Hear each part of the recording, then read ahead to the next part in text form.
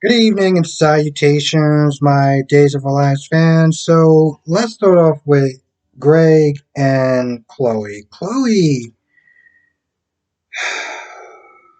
I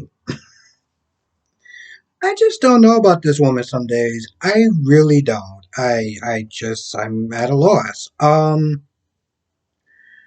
So she confronts her dad and she's like, who was you on the phone with?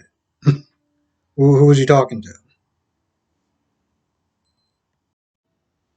And she basically asks him, yo, are you cheating on mom? And he's like, yeah, I am. Now, at this point, she assumes it's a woman, you know?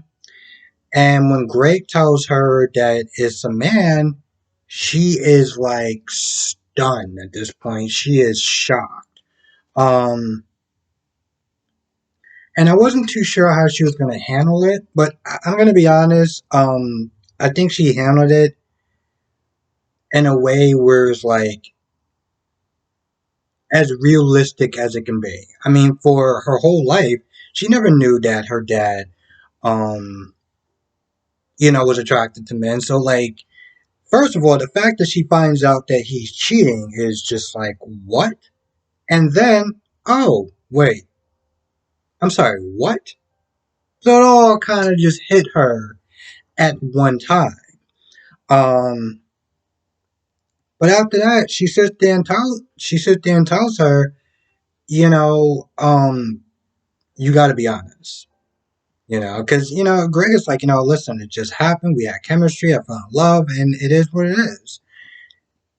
And through all her shocks and surprises and everything like that, she's like, you gotta sit there and respect her and tell her. You gotta do that. Nothing else. You gotta sit there and do that. Now, I'm gonna be honest. Nancy just annoyed the living hell out of me today. Because she comes out of, well, I don't want to sit there and say out of nowhere, but she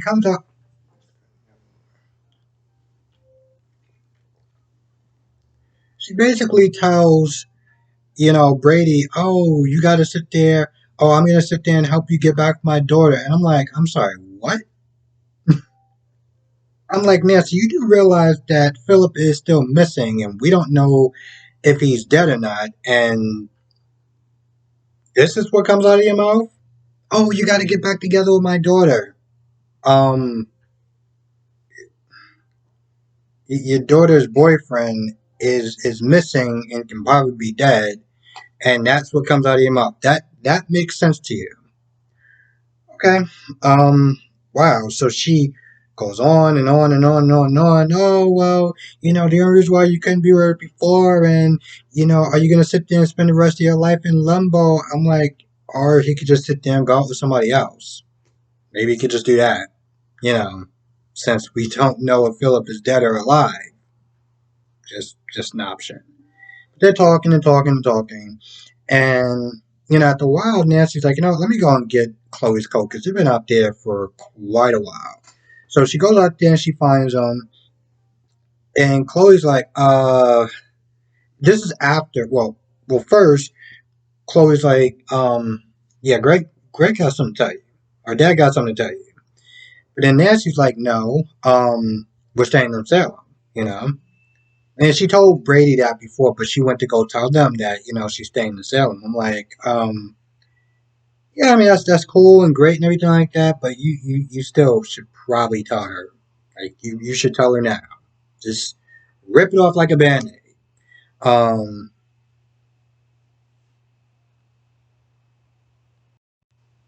I mean the guy's still a scumbag, but just at least be honest. You can do that. I mean, I've been married for years, you have children together, and I am not a fan of cheating at all, but be honest. So Sean comes in with the sweet bits, some coffee and bagel, whatever, just to kind of apologize for arresting him. Um, they get to talking, and finally, Rafe tells because Sean's like, listen, I don't know how we're going to sit there and clear your name, but, he brings up Ava, like, do you think that Ava's a possibility, as far as setting you up? But he's like, well, you know, what kind of motive would she have? And Ray finally tells her the truth. Finally tells him the truth about the whole him and Nicole and everything like that. So at this point, Sean was like, let me sit there and dig in. Let me sit there and try to find her, find out information to get you cleared. And Rafe was just like, listen, you just, you need to be careful because, she's pretty dangerous. Now, Nicole comes to Rafe's house and Ava opens the door. They get to talking. And you can just tell that at this point, Ava is practically admitting everything without admitting it, She's all like, oh, well, I don't know if he's guilty or not.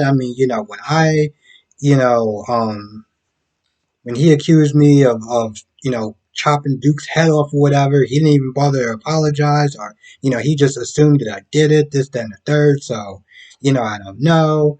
So they're doing a lot of double talking. And there's one point where, Ava's not there cooking and she's like chopping up onions and stuff like that while she's talking. Um, I think at some point she was not there talking about taking somebody's unmentionables off. But the way she kept talking to Nicole while she was not there just, cutting up the celery and stuff like that, Nicole just felt a little uncomfortable, like, could you either drop the knife or continue this conversation? Because you doing both is just freaking me the hell out.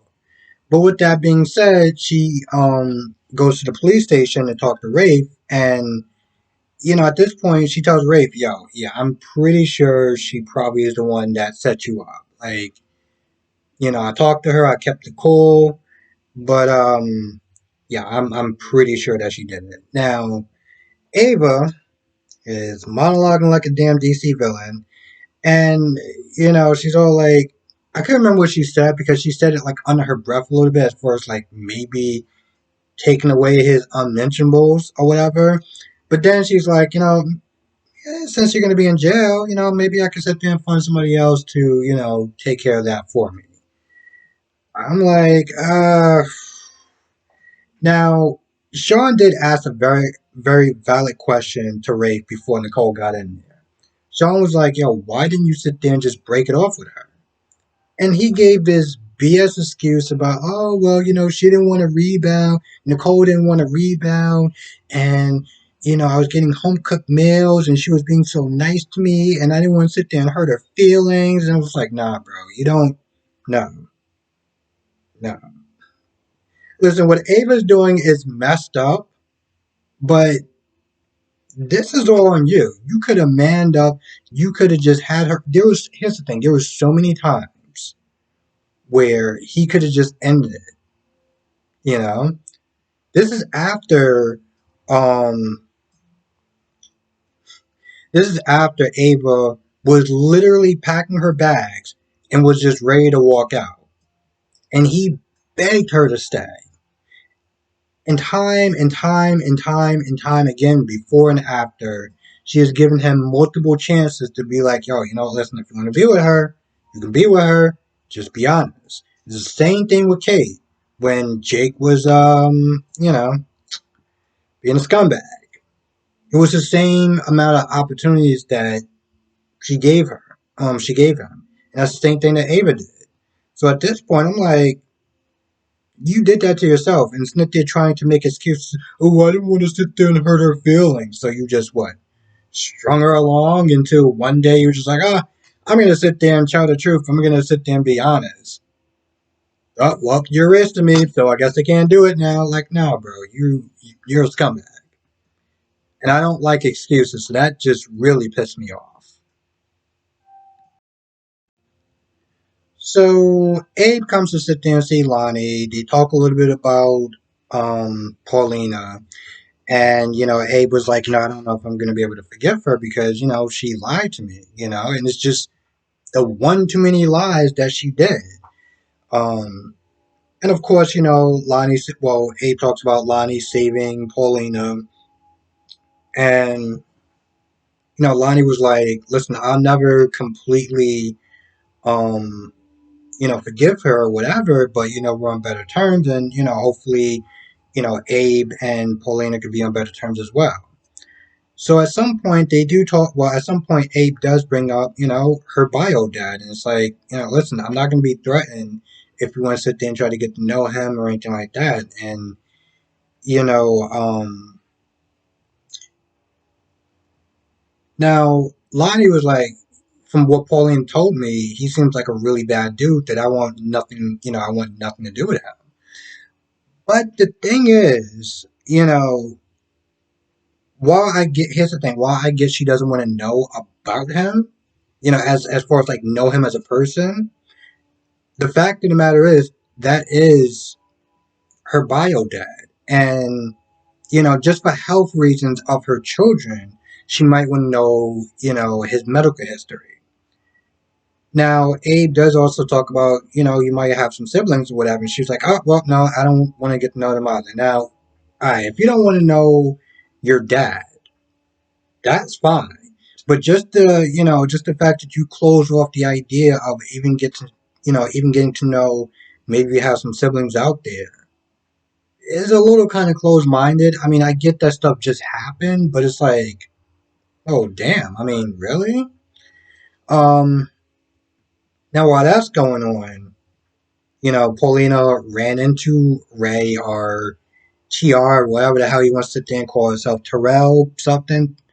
Anyway, I'm just gonna call him Ray because it's just a lot easier for now. So they get to talking, and right off the bat, Paulina had a guard up. She was ready.